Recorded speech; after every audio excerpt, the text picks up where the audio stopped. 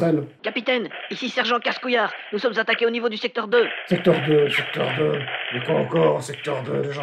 Oh putain, la cafétéria! Rapport de situation, sergent! Les intrus nous attaquent. Les gardes impériaux, ces jeunes filles à leur uniforme. Impossible, sergent. Pourtant si, capitaine, je vous assure que ce sont bien des gardes. Non. Je vous l'assure. J'ai dit non.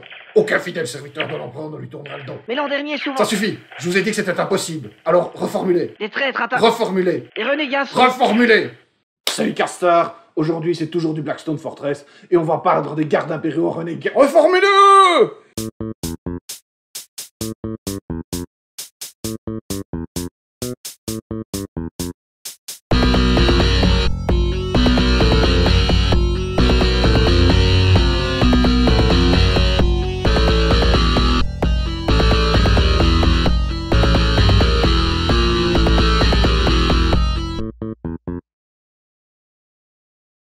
Il y a 14 gardes renégats. Reformulez! Oh ta gueule! Il y a donc 2 bandes de cette figurine. Pour les différencier, on va en se coucher une en noir et l'autre en Mechanicus standard grey de chez Citadel. La suite des opérations se déroule dans la même lignée. Le schéma de couleur sera légèrement différent pour chacune des 2 bandes. On appellera donc les premiers les noirs et les autres les gris. Va pas y voir un commentaire raciste, hein, mon gars. On parle bien de couleur de peinture, là. Pour faire ressortir les détails, on va faire un brossage à sec de standard Mechanicus grey sur les noirs.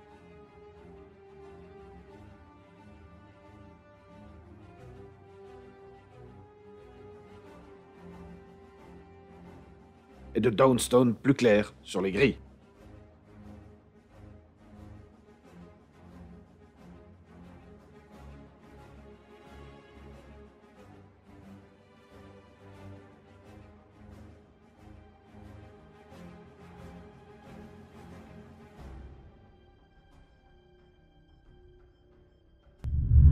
Pour les 2 bandes, utilise du Bugman's Glow pour la peau des visages et des mains.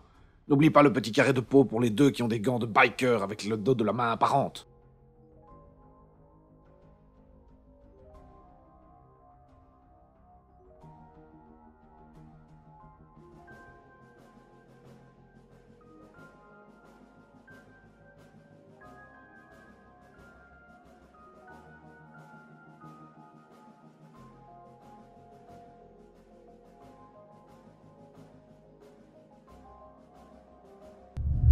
Pour les capes et les foulards des noirs, utilise du Evil Sun Scarlet.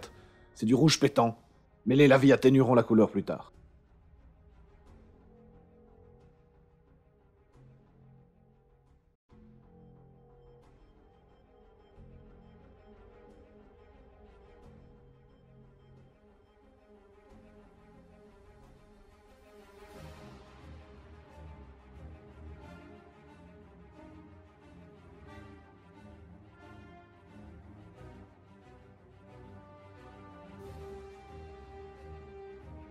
Ici tu vois que je l'ai trop dilué, j'ai donc passé une seconde couche par après.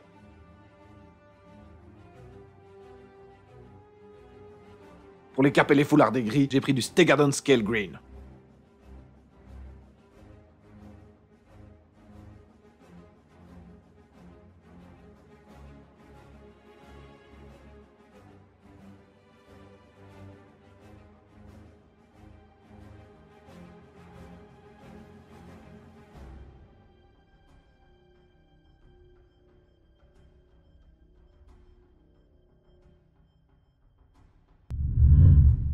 La couleur de base des fourrures des noirs, c'est du Downstone.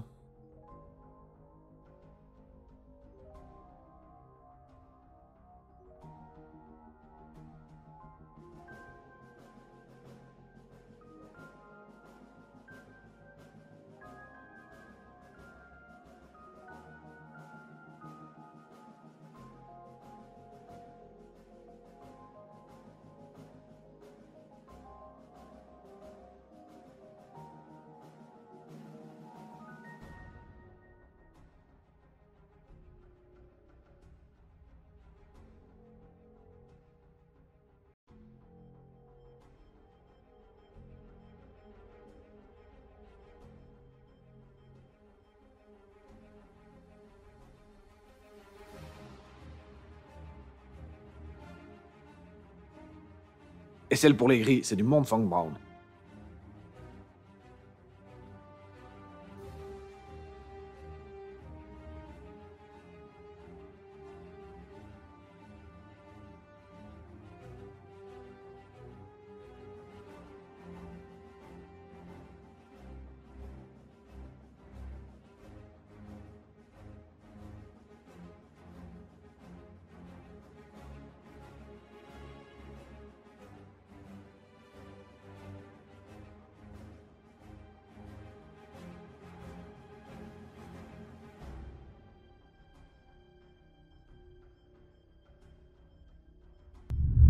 On s'attaque au bois des armes maintenant, avec du Montfangbraun pour les noirs.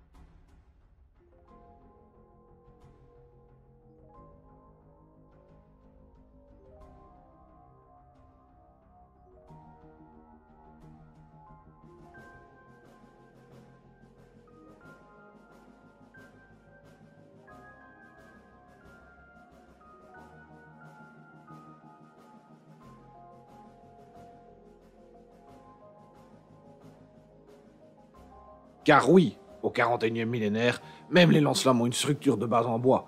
Qu'est-ce qui pourrait mal tourner?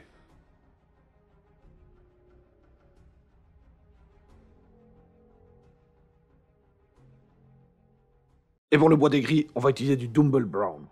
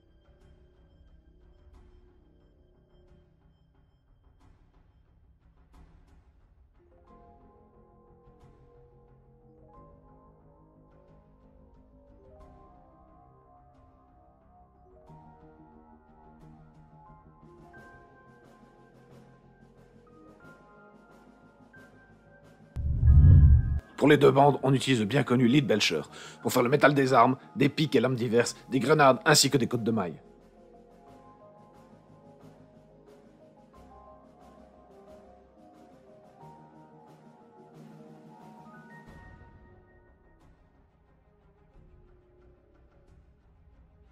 Hé, Francis. Francis. Quoi?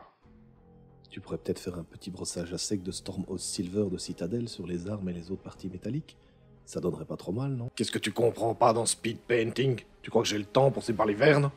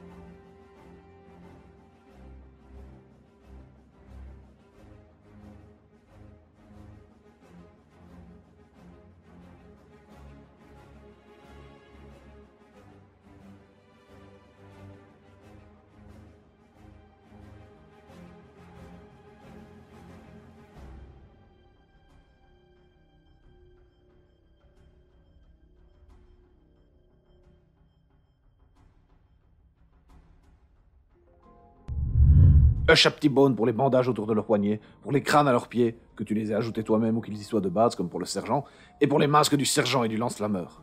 Oui, lance-flammeur.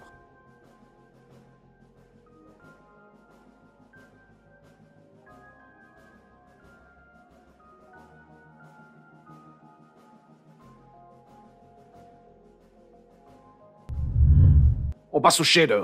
Utilise du Seraphim Spepia pour donner de la profondeur à la fourrure des noirs.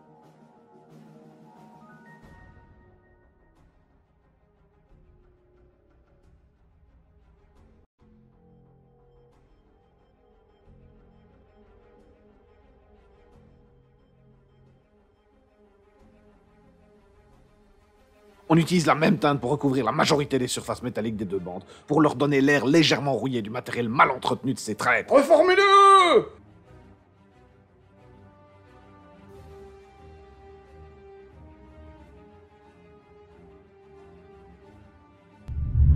Puis on va utiliser de l'Agrax Earthshade pour la fourrure de la bande des gris. Et aussi pour tous les bois et les bandages de nos amis des deux bandes.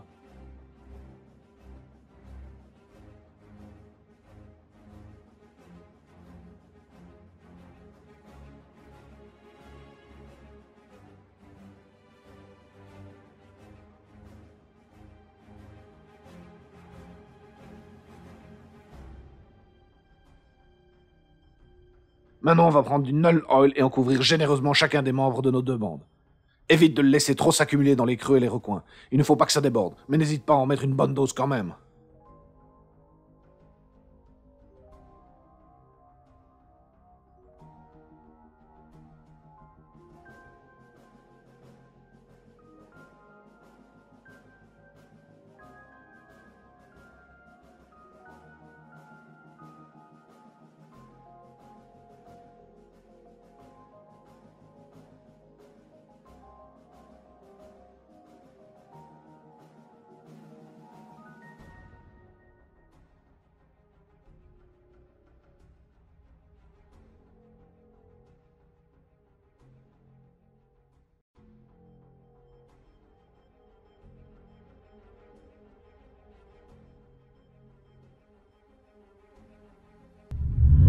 Et c'est parti pour les brossages à sec. Brossage à sec de Troll Slayer Orange pour les capes et les foulards rouges.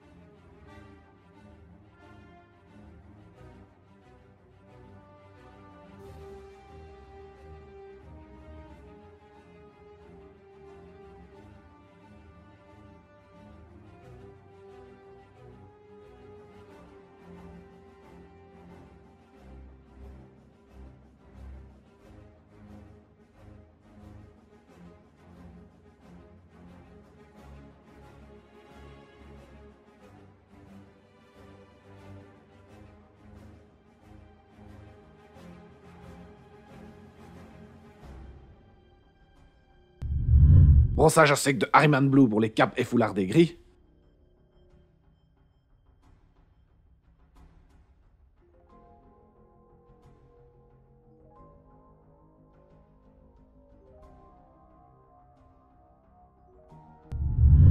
Brossage à sec de Houche à petit bone pour les fourrures des noirs.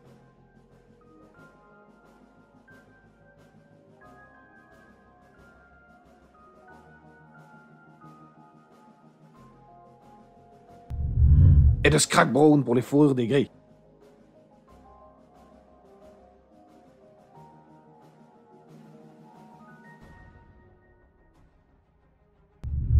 Et pour faire vraiment ressortir les détails, on refait le brossage à sec du début sur toute la figurine. Mechanicus Standard Grey pour les noirs.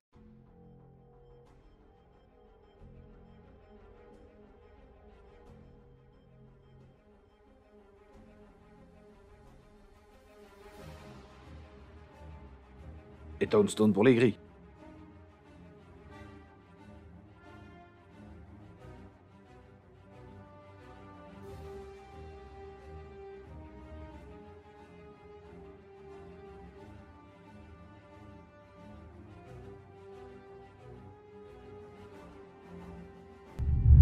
Et en dernier, une pointe de Evilson Scarlet dans les lentilles des masques de nos compères. Et voilà! Ça a de nouveau été super rapide et on a une troupe qui en jette pas mal sur le plateau. Francis. Francis. Oh, j'en ai marre de ces voix dans ma tête. Francis. Si tu veux, pour différencier encore plus les figurines, tu peux rajouter une petite couche d'encre colorée, rouge, bleu, brun par exemple, sur les vêtements des figurines. Avec le brossage à sec que tu as fait, ça transparaîtra au travers, et ça sera juste parfait. Ça te prendra pas beaucoup plus longtemps. Peut-être, mais j'ai pas le temps. Tais-toi maintenant.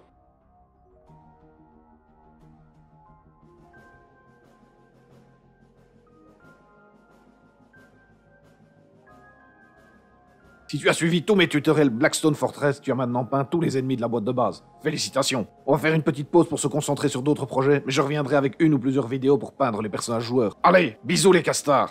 Alors, on a des Xenos déguisés en garde, sans doute avec des uniformes volés à de valeureux et loyaux serviteurs de l'empereur, qui nous attaquent. Enfin, maintenant ils sont déjà partis, hein, avec un maximum de butin. Vous voyez, sergent, je vous l'avais bien dit. Personne ne tourne le dos à l'Imperium. Par contre, vous avez laissé d'immondes Xenos piller notre garde-manger. Vous serez de corvée de latrine pendant 8 jours.